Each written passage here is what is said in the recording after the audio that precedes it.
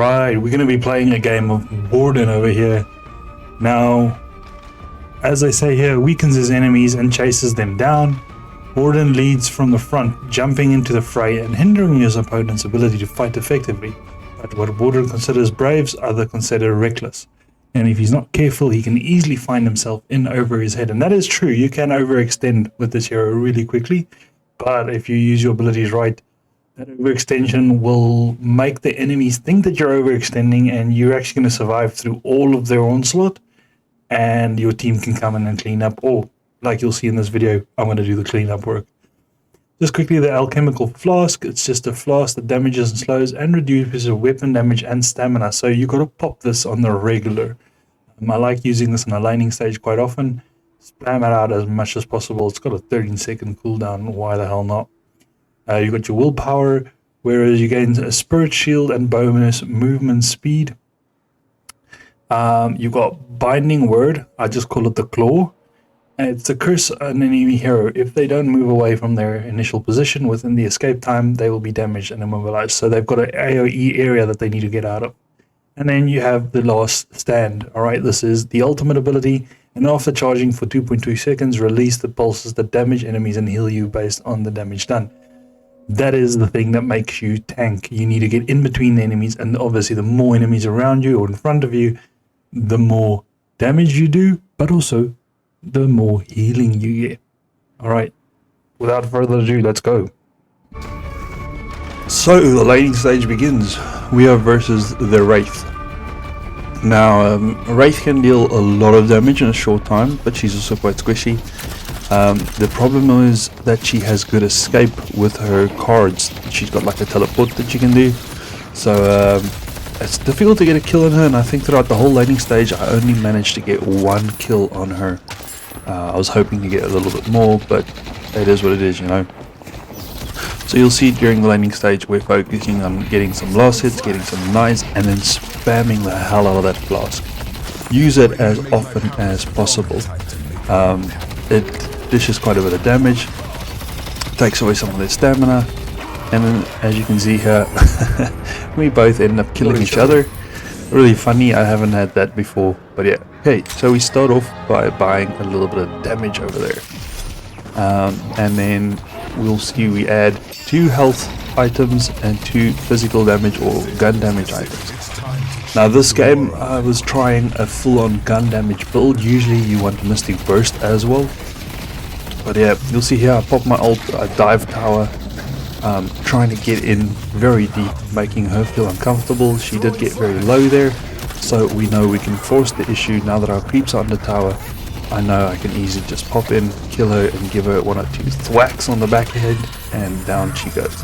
Alright, so okay, I killed her twice in the laning stage. I forgot the first one where we both killed each other, but yeah, great. Now, I've won my lane. Next step is go over to my teammates' lane and go help them. Now you'll see here I come up from behind, and my teammates just don't help. I could have gotten this kill here, but they realized too late that I'm here. Maybe I should have communicated better, you know. But Bebop does manage to get away, but mostly due to the fault of that wall. That was terrible. Alright, blocking out that, and you see Wraith comes over to our lane, picks me up, ults me, and I am a goner. Alright, so a wasted rotation, but I thought I'd show that to you guys anyways. You'll see getting more health items, more vitality items, making sure I can sustain a little bit better. Now again, rotating to a next lane over here where we are going for Lady Geist. She does get a health swap off, which really bad for Infernus. Luckily her teammate runs away. I pop my ult, go in there, and manage to drain the life out of her, grab all her HP. Now Haze is here. Haze is pretty squishy, but also does a ton of damage. So I try and dodge, get out of the way there, running some circles around here. But Warden is one of the slower heroes out there, unfortunately. You need to get some sprint boots or something on him. And yeah, I just didn't make it, as you see. Alright, getting the suppressor I want to be able to silence heroes later on, so I can always upgrade that suppressor at a later stage. We see Bebop get a hook over here. Bebop wasn't that good, right? He landed hooks and stuff, but the choices he made was not that great. So we managed to land a claw on him and ultimately finish him off like that. Now I'm low here, and I decide, okay, I can make a rotation, come around the one end here, see if I can maybe catch someone off guard. But ultimately it doesn't end too well for me, and we'd rather just not be there. They push up and yeah, take care of me. I realized here that the enemy started noticing that I was rotating a lot, and it made me think that I need to rotate even more, you know, be in a lane, show for a little bit and then move on, because at this point I was the only one on my team that was doing half decent, and rotating, getting a couple of kills. So I'll show you here how I rotate from one end of the map right through to the other end, farming lanes, farming neutrals, just being present in all the lanes, but not staying long enough to allow for the rotation of the enemy to come in and whack me. I end up coming to this lane where I see they are fighting with great talent, and pop my ult a little bit too far out of the fight, I'd say. But I was scared that if I get too low and then ult, that Wraith would be able to silence me and kill me. And ultimately that was more to split up the fight so that they can kill the Wraith in the back, but they didn't manage to do that and actually managed to die to the Wraith. So yeah, it didn't work out as planned there. And I get the hell out of dodge there. Wraith in a 1v1 situation will destroy you, so I just backed out. Her burst damage, that third ability of hers, is crazy. So we take down the Guardian here, try and put up some pressure, lane pressure, and ultimately be unsuccessful here. I try to get a little bit of high ground, see if I can farm some goodies up here, and then we do pressure this Walker. This is the one thing I must say about this team. They didn't do very well overall.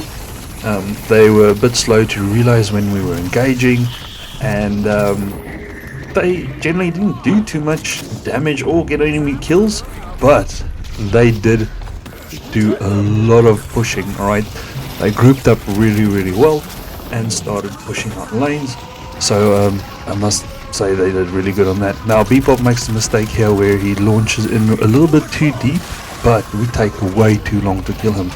We could have killed him a lot earlier, and the fight could have been different, but ultimately we get his kill. We lose two of our own, and pretty soon I'll die as well, you know, so not great, but hey, we all know shit happened. So just after respawning, they are pressuring our tier 3 Guardians here, stupidly throwing the flask into the wall over there, but just spamming out spells at the moment just so that we can try and deter them from pushing, trying to get them away from our tier 3s defending them, while I wait for some of my teammates to respawn. Infernus just died to some of the enemy already. You can see on the orange lane there some of my team is pushing out. I see McGinnis coming in from the side. I see the enemy is mostly focused on orange, so we go in and McGinnis lands this beaut of a wall, blocking in and ultimately enabling us to kill Paradox over there. Alright, but the fight's not over yet. You can see orange lane still being pressured. We've lost two of our heroes, they've only lost one, but Infernus is just about to respawn, so I decide let's go in, let's see if we can pop just a little bit of damage onto them. I get lifted up by a Wraith. Luckily I am very far back into my base, and they're not able to capitalize on that. As soon as I saw them, I got the hell out of dodge. Now, standing up on high ground, I see that they are close enough and I am able to go in with my ultimate, and we do get the kill on Bebop over here. We chase Wraith, but Wraith has so much escape. You'll see I do chase after her for a little bit, but eventually decided to cancel the chase because now I know my team is nowhere close to me, and once again 1v1 in a Wraith, that's not what you want to do. So I make my way back to orange because I see my team pushing up there and farm along the way, but we see that blue lane is pushing in, so we go back, go defend our blue lane, jump in, trying to get some kills. I see Bebop. Bebop is usually an easy kill. Grey Talon's there as well, and it looks like Grey Talon uses his ult or something. I don't know what happens here, but I'm almost able to kill him. He launches up, I looked for him for a second, but then decided let's grab Bebop over here. Well, my team is nowhere close to me, they're quite far back in the lane. I was hoping they'd be able to finish off Grey Talon. Yeah, I go for Bebop, managed to get that kill. And somehow Grey Talon escaped on 1 HP. I see right here, and I did see my team was coming back. It looked like they were coming after me. But obviously made the mistake, end up in a fight here for my life. I start dodging, diving in between the buildings. And luckily, Infernus and them did push up. Now, stupid of me here, I stay in lane, even with my half HP. And I do end up paying for my life, but as you can see there, got taken out by Haze. Haze just does a butt ton of damage. She came up from behind somewhere where my team was and then just pushed. So after respawning, I'm back on defending the base. You see Paradox here. Paradox seems to be an easy enough kill usually, but I am not too sure where everyone on the map is, so I decide to just back off for a little bit. See that the enemy is still pushing in on the blue lane over there. So I'm able to fight Paradox, does swap me in, but ultimately I'm not too scared of him. I'm able to dish out a lot of damage, and he doesn't do that much damage just yet. But I'm also able to get back to base, heal up a little bit. I see the opportunity to come in from high ground here. I just want to make sure that I do catch enough heroes in my ult, but so far nobody wants to come closer. So I'll push up again, start defending the lane, or defending versus the creeps. Spamming out spells, not with the intention to get kills at the moment, but once again just to dish out sustained damage, and then move in and out of base from a safe spot, because we do have 2 heroes down at the moment. And then also Infernus and 7 is nowhere close to the team as per usual. Here goes the hook. You see Invictus goes flying. I don't know why she just flew away. Why didn't she just flew away? I mean, that would have been easy enough for her, but either way, we do get up the kill on Bebop over here. Like I said, he does not seem to be the brightest peanut in the packet. And we've killed him a couple of times this game. Alright, we've got some monies we want to spend. And go to the shop, get our mystic boots. And off we go again to yellow lane, where we see they are currently fighting. I zip in. It is Wraith and Geist that is fighting there. So Geist, Wraith being low already, we get the kill onto her, and now the next one is Geist. Now we got to be careful for that life swap, so I pop my ult, making sure that even if I do get life swapped, I'll be able to sustain, and we do get the kill on her. We're pushing up on Wraith over here, on Haze. Haze generally is super fast, but we managed to combo her down, and there we go, 3 kills in a span of a couple of seconds. Now it's time to pressure the lanes, but we see Wraith again. I'm feeling strong now. I'm pretty sure I can deal damage, and as we can see here in 1v1, well, we did have McGinnis there, but didn't do much.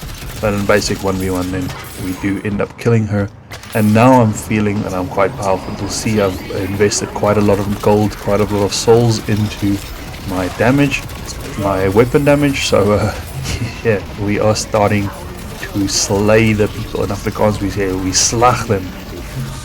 So putting up the pressure, we're invading into their base.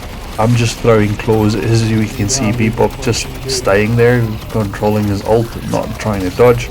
We got Wraith here, so I pop my ultimate so that I can stay healthy, and I just chase, make sure she's in my ult at all times, spray and pray, and my ult eventually does finish her up. We got 7 ultimate in the background here going off, but it's time to take on these shrines, get rid of the shrines on both sides, and then we go on to the patron. We saw a little Haze over here, and Haze will go down.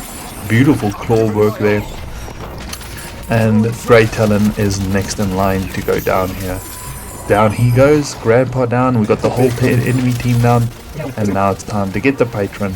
And as he's weakened, go in here, a little bit of harass damage onto Paradox over here. I see him drop down, and I said, well, it's still an easy enough place to get the kill, so drop down in there and finish up what we started. Waiting for this patron to drop down, and she does. I see they're still fighting up here, so just throw out the claw and go and finish up the Patron, and that is how we won. I honestly did not think we were going to win this game. I really thought we were going to lose, looking at how my team was playing, how much damage they were taking, how often they were dying. As you can see from the scores there, I am the only one in my whole team with a positive KD, right? I did the highest damage of the game. So it shows you, just because your team's doing bad does not mean you can't make the difference. Yes, you can make that difference, so don't quit, just go for it. But thanks for watching guys, and keep an eye out for the next video.